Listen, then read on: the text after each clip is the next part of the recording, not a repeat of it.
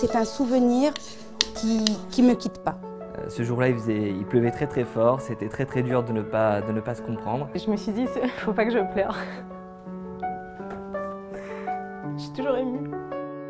Bonjour, je m'appelle Kelly Sebag. Je m'appelle David Habitant. Je suis William Amou. Eliel Cohen. Muriel Marciano. Eve Temim, maintenant, anciennement Haddad. Je suis médecin. Étudiant en DUT réseau et télécommunications. Je suis docteur en pharmacie. Maintenant, je suis en prépa psychomotricienne. Je suis ingénieure en informatique.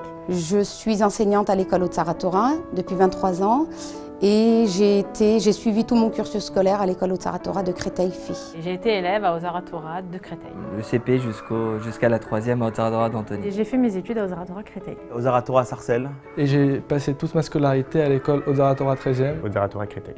Alors à Haut-Tsaratora, j'ai appris quelque chose qui a réussi à développer ma personnalité, c'est la hardout. La hardout, c'est l'unité entre nous. C'est l'esprit de famille. D'apprendre à être soudé. C'est surtout la cohésion d'un groupe dans une classe. C'est tout simplement le côté maternel des enseignants. Alors apprendre, je sais pas, mais ressentir, c'était la façon dont on était d'origines très diverses. Ce que j'ai appris le plus important, ce sont surtout les valeurs de la Torah. Je dirais que c'est avant tout mon éducation juive. Alors la chose la plus importante que j'ai appris, c'est les valeurs du judaïsme. Ce que j'ai appris de plus important pendant ces années, c'est vraiment le respect d'autrui. On nous a appris une forme de tolérance, une forme de respect des autres.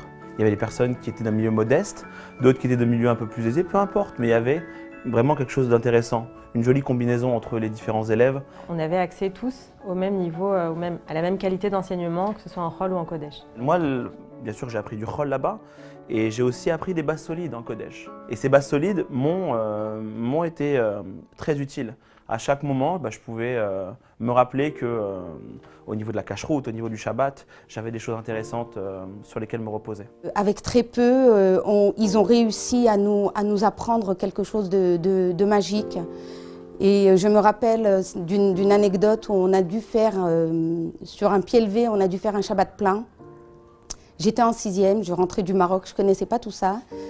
Et on a dormi dans des sacs de couchage, par terre, sans chauffage, sans rien du tout, mais c'était merveilleux. Et ce Shabbat plein, il m'a appris à aimer et à pratiquer le Shabbat dans sa globalité et avec beaucoup plus d'amour. Un souvenir ou une anecdote en particulier, ça serait tous les voyages extrascolaires, le ski et surtout le voyage en première en terminale en Pologne. J'avais un professeur, monsieur Papron, Raph Papron, qui a été mon prof de français, qui m'a beaucoup formé sur l'ouverture. Et aujourd'hui, j'enseigne aussi à plusieurs élèves qui ont des parcours difficiles ou pas, mais on a cette espèce de relation super forte que j'ai pu bénéficier avec ce Raph Papron. Ce dont je me souviens de mes années aux Haut-Tsaratora, c'est un professeur en particulier, c'est Madame Olivier. Pour l'entrée de Shabbat, en fait, on chantait des chants de Shabbat, toute la classe, et on entendait tout le couloir. Dès qu'il y avait la sonnerie d'intercours ou la récréation, on allait dans cette classe pour chanter avec eux. Alors, mon premier souvenir, ça va être celui où j'étais arrivé pour la première fois à Haut-Tsaratora. Ça faisait à peine quelques mois que j'étais en France, puisque je suis un juif de Syrie, et je ne parlais pas un mot de français. Alors, je me souviens de notre prof de français, Madame Mimouni, qui nous recevait chez elle pour préparer le bac français. Et tous les dimanches matins, ou 2 ou 3 fois, on a été chez elle.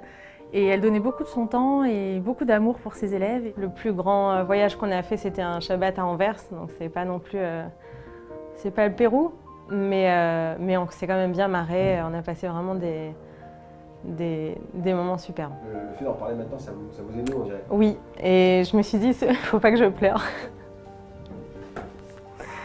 Je suis toujours émue. Ouais, c'est une école à laquelle je suis très attachée. Aujourd'hui, c'est mes enfants qui y sont. Donc la boucle est bouclée. C'est une école qui m'a beaucoup apporté et à laquelle je dois beaucoup. C'est vrai qu'Haut-Tsaratora est bien plus qu'une école parce qu'Haut-Tsaratora, c'est une très grande famille. On a l'impression que nos enseignants ne sont pas que nos enseignants, c'est un peu nos parents en même temps. Haut-Tsaratora, pour moi, ça a été une famille depuis le CP. Avec mes amis, ma promo, j'ai partagé beaucoup de choses, soit dans les voyages. C'est vrai qu'à Haut-Tsaratora, il y a beaucoup d'activités qui sont organisées, des Shabbats pleins, des voyages. Et les professeurs donnent beaucoup de leur temps, même pendant les vacances, pour soutenir les élèves. Et ça, c'est quelque chose d'important parce que ça crée une cohésion à l'école. Une fois que j'ai quitté Haute-Zara Torah, je suis allé à Yavne. Puis après, j'ai basculé à la fac.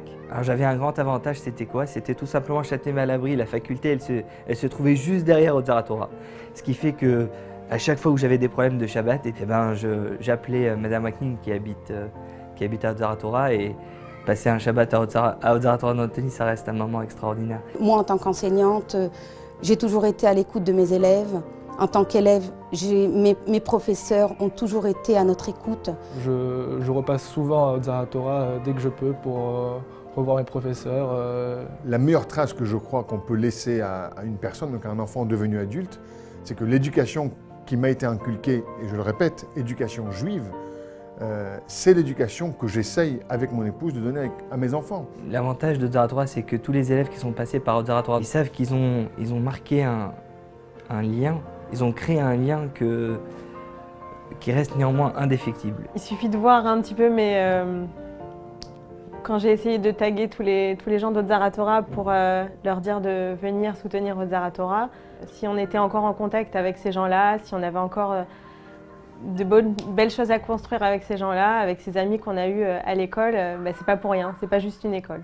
Depuis ma 6e, je n'ai jamais quitté cette école. Je suis enseignante et je vois que ces valeurs-là n'ont pas changé. J'espère et je souhaite que cette école, que ces institutions Haute-Zara Torah perdureront éternellement, quoi. Je souhaite tout d'abord qu'Haute-Zara Torah puisse continuer. Ça peut paraître banal, mais c'est la vérité. Donc je souhaiterais qu'il y ait des travaux qui soient faits dans les établissements pour rénover les écoles, mettre des aménagements adaptés aux enfants. Le souhait que j'ai et qu'on peut leur souhaiter tous, c'est de continuer à s'agrandir, à se développer. Que tous les enfants puissent être scolarisés dans les écoles juives. Dans un contexte financier qui n'est pas évident pour tout le monde, Haute-Zara Torah est un vivier pour toutes les familles juives de France. Je me rappelle qu'il y avait des élèves qui n'avaient pas forcément les moyens de grandir dans une école juive avec un enseignement intéressant, avec des plats cachers. Et je me rappelle qu'à l'époque, ils bénéficiaient eux-mêmes d'un vrai soutien financier. Je pense qu'Haute-Zara Torah est un véritable havre pour nos enfants. Et il faut qu'on préserve ce havre d'éducation, de sécurité aussi, qui a un coût, c'est vrai. J'aimerais que ce soit une école qui apporte toujours un enseignement de qualité. Je voudrais que les enseignants que j'ai eus moi, qui ont...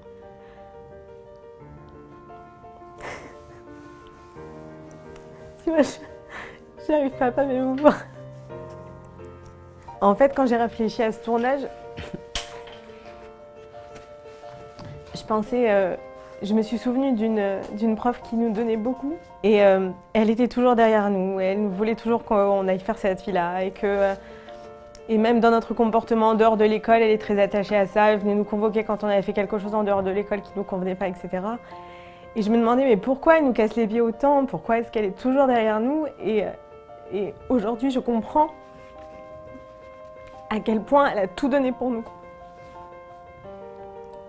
Je serais vraiment très fière s'il y a toujours des enseignants qui donnent tout ce qu'ils ont. Certaines institutions Haute-Zara Torah ont besoin de matériel, on a besoin d'équipements, on a besoin de beaucoup plus de sécurité, surtout de nos jours. J'en profite pour encourager tous les donateurs à vraiment s'engager.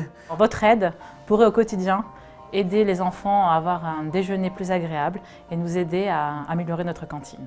Donner pour Haute-Zara Torah, c'est donner pour nos enfants, pour leur éducation. Pour que nos enfants puissent évoluer dans de meilleures conditions et pouvoir grandir et s'épanouir dans les écoles Haute-Zara Torah. On a besoin d'Haute-Zara Torah comme on a besoin d'un père et d'une mère.